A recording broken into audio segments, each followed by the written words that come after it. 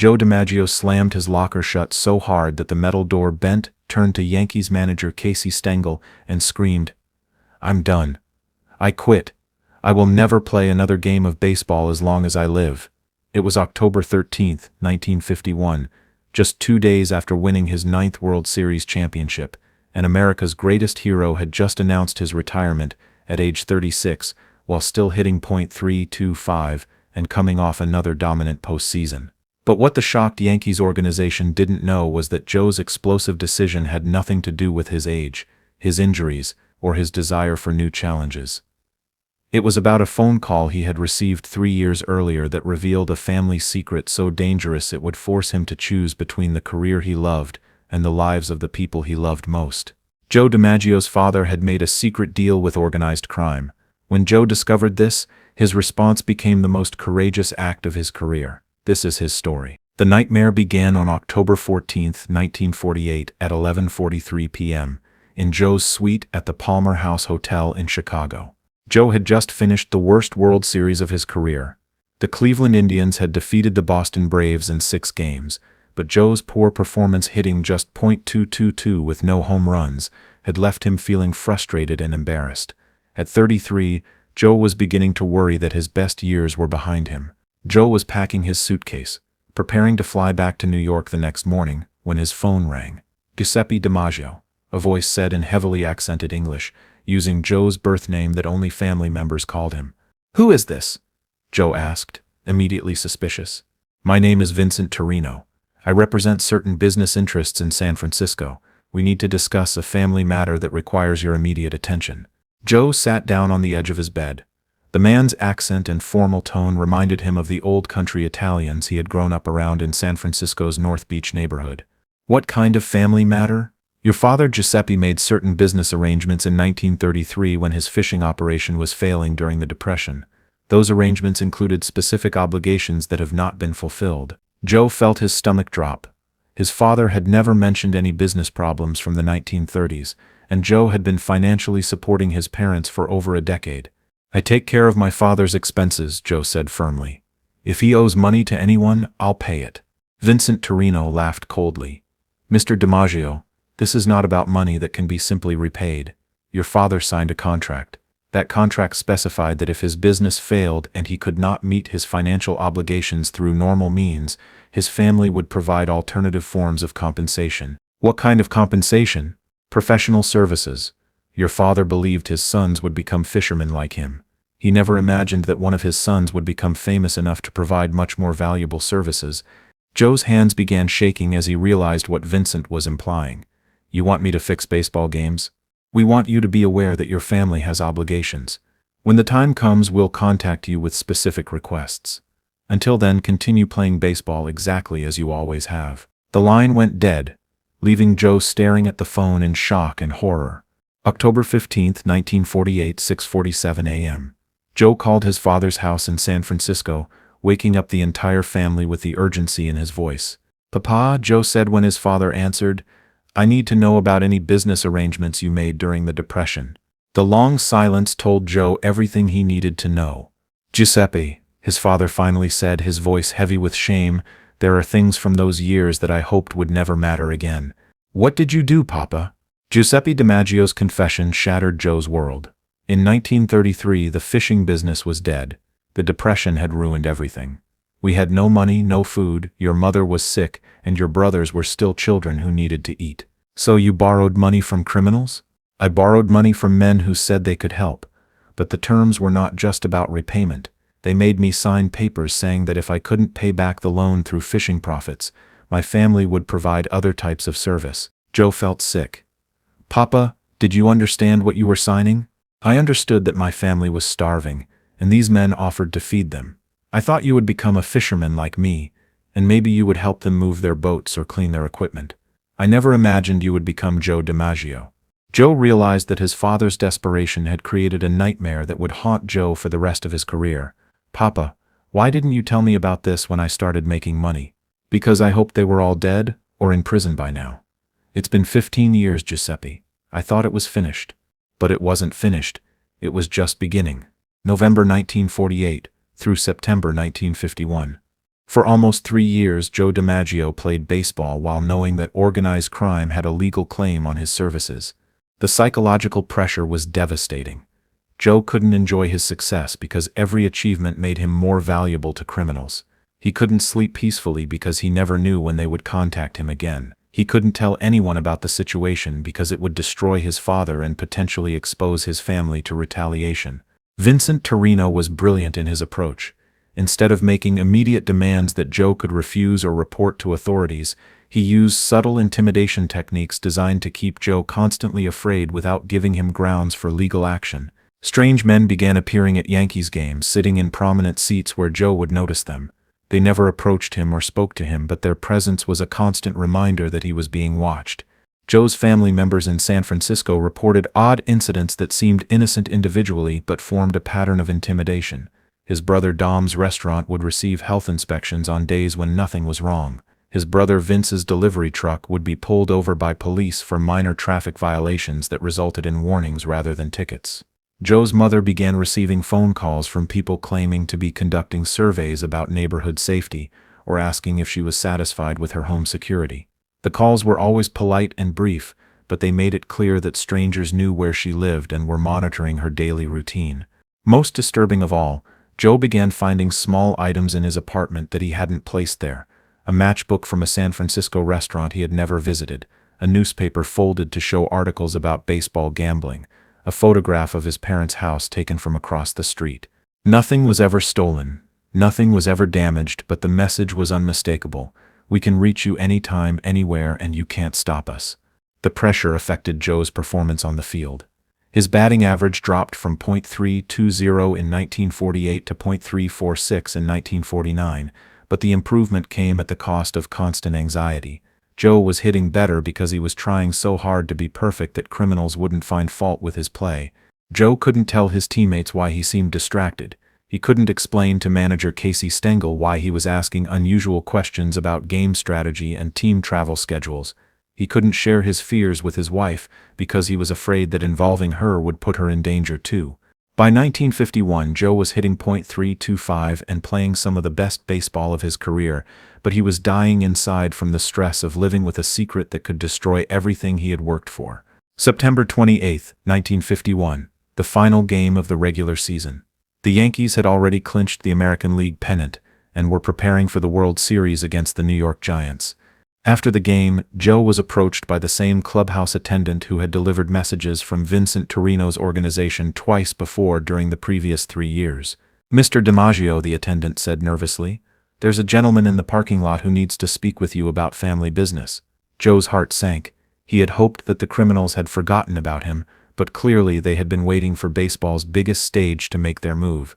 October 1st, 1951, 11:15 p.m., behind Yankee Stadium. Joe met Vincent Torino face-to-face for the first time since their initial phone conversation 3 years earlier. Vincent was exactly what Joe had expected. Well-dressed, middle-aged, and radiating the quiet confidence of a man who was used to getting what he wanted through intimidation and violence. "Congratulations on another excellent season," Vincent said politely. "Your performance has been exceptional, as always." "What do you want?" Joe asked directly. "The World Series begins in 3 days.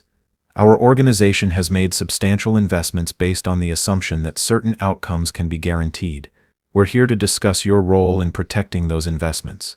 Joe had been dreading this conversation for 3 years, but now that it was finally happening, he felt oddly calm. "I won't fix games. I told you that 3 years ago, and I mean it now." Vincent smiled coldly. "Mr. DiMaggio, your father's contract was very specific. The debt he incurred has been growing with compound interest for 18 years.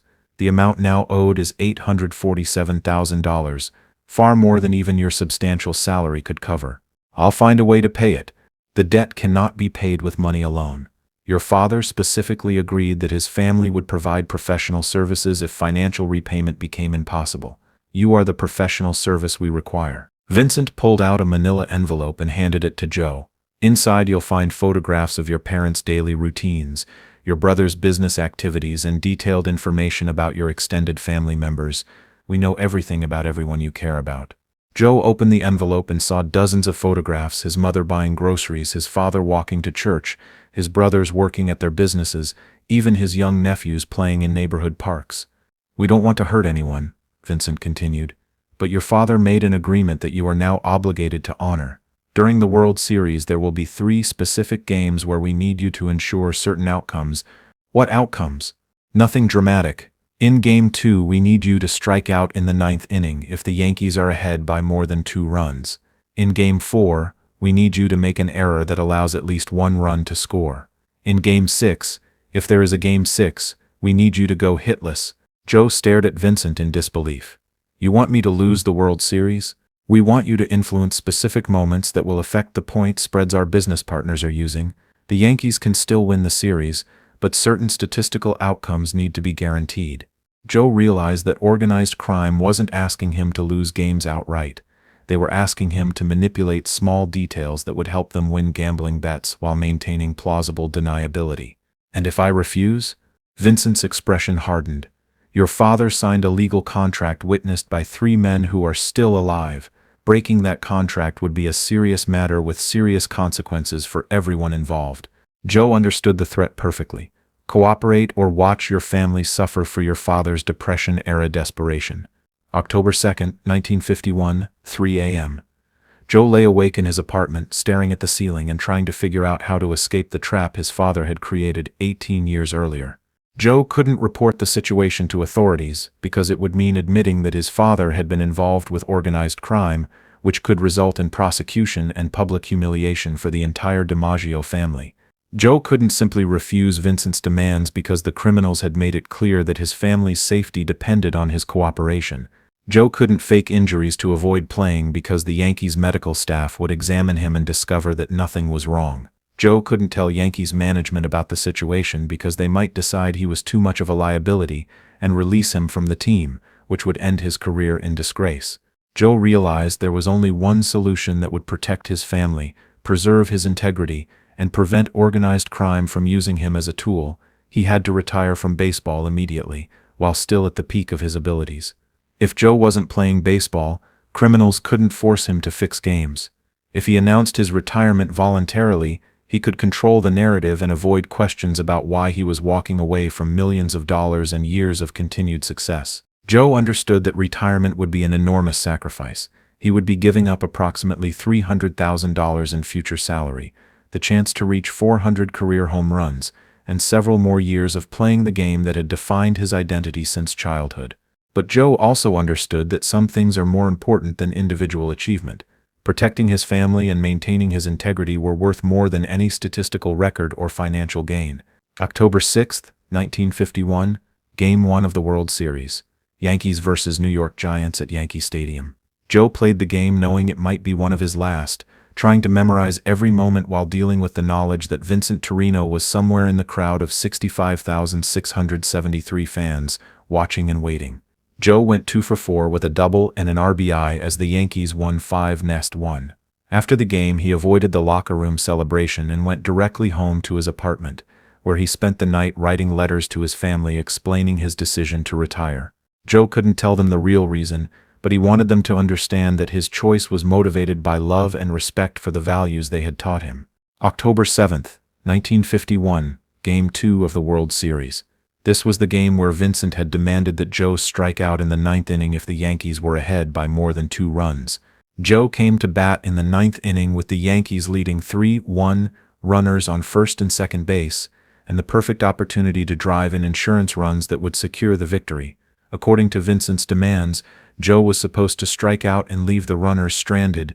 Instead, Joe hit a line drive single that drove in both runners and gave the Yankees a 5-1 victory. As he stood on first base, Joe looked toward the seats where he had seen Vincent during Game 1, knowing that he had just openly defied organized crime in front of 65,673 witnesses and a national television audience. Joe's message was clear: "I will not compromise my integrity regardless of the consequences." October 8, 1951. The morning after Game 2, Joe woke up to find a manila envelope that had been slipped under his apartment door during the night. Inside was a single photograph of his mother hanging laundry in her backyard, with a handwritten note: "Game 4. Remember your obligations." Joe understood that Vincent was escalating the pressure, but Joe's mind was already made up. After Game 6 of the World Series, regardless of whether the Yankees won or lost the championship, Joe DiMaggio would announce his retirement from professional baseball. October 9, 1951. Game 3 of the World Series at the Polo Grounds. Joe played knowing that every at-bat, every defensive play, every moment on the field was bringing him closer to the end of his career. Joe went 1 for 4, as the Yankees lost 6-2, but his single in the 7th inning extended his World Series hitting streak and reminded him why he loved baseball more than anything else in his life except his family's safety. October 10, 1951. Game 4 of the World Series. This was the second game where Vincent had demanded specific cooperation. Joe was supposed to make an error that would allow at least one run to score. In the 5th inning, with the Giants leading 1-0, Joe fielded a routine ground ball in center field with a runner on second base. According to Vincent's instructions, Joe was supposed to bobble the ball or make a weak throw that would allow the runner to score. Instead, Joe fielded the ball cleanly and threw a perfect strike to home plate, cutting down the runner and preserving the Yankees' chances of rallying. The Yankees went on to win the game 6-2, with Joe contributing 2 hits and the crucial defensive play. Once again, Joe had openly defied Vincent's demands in front of a national audience, knowing that each act of defiance increased the danger to his family but refusing to compromise his principles. October 11, 1951, Game 5 of the World Series. Joe played what he knew would be his second-to-last game of professional baseball with a mixture of sadness and determination. He went 2 for 4 with a home run, as the Yankees won 13-1 to take a 3-2 lead in the series.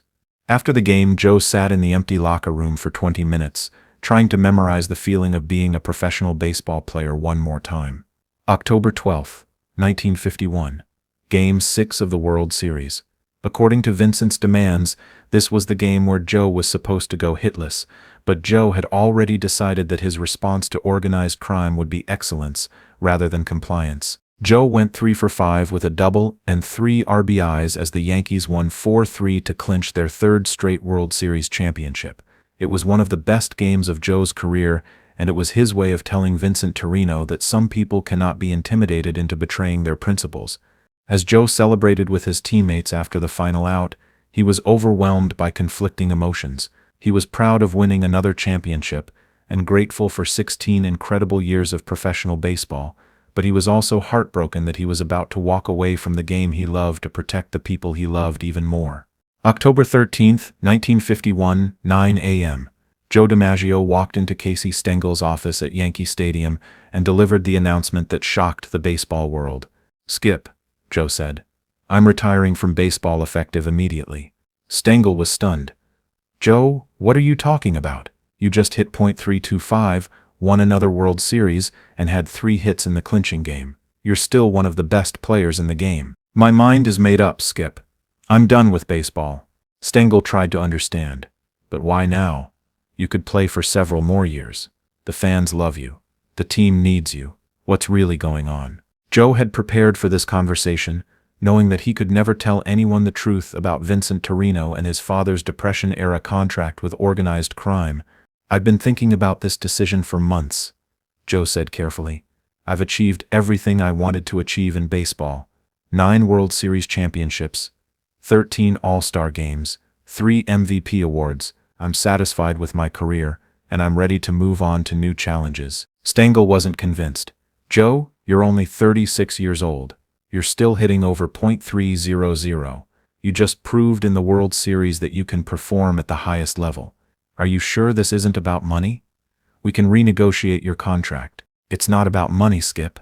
It's about knowing when it's time to step away. I've reached that point." When Joe left Stengel's office, he went directly to his locker to pack his equipment for the final time. As he folded his uniforms and placed his glove in his equipment bag, the emotional weight of his sacrifice finally overwhelmed him. That's when the moment that would define his retirement happened. Joe DiMaggio slammed his locker shut so hard that the metal door bent, turned to face Casey Stengel, who had followed him into the locker room, and screamed with all the pain and determination of 3 years of hidden torment. "I'm done. I quit. I will never play another game of baseball as long as I live." The sound echoed through the empty stadium like a battle cry of defiance against forces that no one else could understand. Stengel stared in shock as Joe stood there, chest heaving, having finally released the emotions he had been carrying for 3 years. October 13, 1951, 2 p.m. Joe DiMaggio held a press conference at Yankee Stadium to announce his retirement. The baseball world was in shock. Reporters couldn't understand why a player who had just won the World Series and was still performing at an elite level would voluntarily walk away from the game. "I want to thank the Yankees organization, my teammates, and the fans for 16 incredible years," Joe told the assembled media. "I've been blessed to play the game I love at the highest level, and I'm proud of what we've accomplished together." When reporters pressed him for more specific reasons about his retirement, Joe remained diplomatically vague. "Sometimes you just know when it's time to step away," Joe said. "I've reached that point in my life and my career. I'm looking forward to new challenges and spending more time with my family." What Joe couldn't tell the reporters was that his retirement was actually the most heroic act of his career, a decision to sacrifice millions of dollars in future earnings and years of continued glory to protect his family's safety and preserve his own integrity against organized crime pressure. Joe's retirement strategy worked exactly as he had hoped. Within days of his announcement, the intimidation tactics against his family stopped completely. The strange men disappeared from Yankees games. His brother's businesses returned to normal operations. His mother stopped receiving mysterious phone calls and visits from strangers. Vincent Torino and his organization realized that a retired Joe DiMaggio was completely useless to them. They couldn't fix games with a player who was no longer playing. Their 3-year investment in psychological intimidation had become worthless overnight. Joe had outsmarted organized crime by making the ultimate sacrifice, giving up the career that defined him to protect the people who mattered more than any individual achievement. November 1951.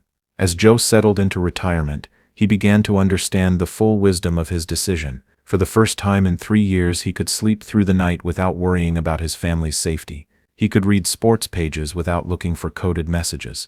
He could attend public events without scanning crowds for threatening faces. Joe's retirement also protected the integrity of baseball itself. If he had agreed to fix World Series games, it could have led to a scandal that permanently damaged America's national pastime. By choosing retirement over compliance, Joe preserved not only his own reputation, but the reputation of the sport he loved. The financial sacrifice was enormous.